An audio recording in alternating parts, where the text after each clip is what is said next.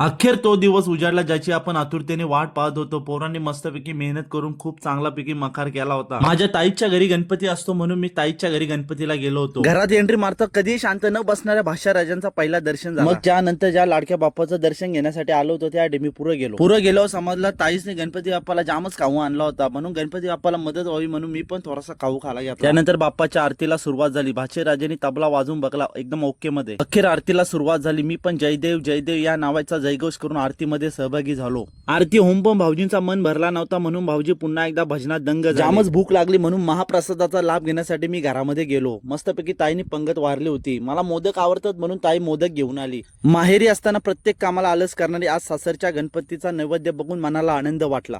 घरी आल्यावर सोशल मीडियापासून लांब राहून 7 दिवस गणपतीचा आनंद घेणाऱ्या भजन मंडळामध्ये सहभागी झालो. अशा प्रकारे वाट लावी भजना मंडळामध्ये मी देखील दंग झालो. आणि अशा प्रकारे आमचा पहिला दिवस समाप्त झाला. भेटूया दुसऱ्या दिवसामध्ये.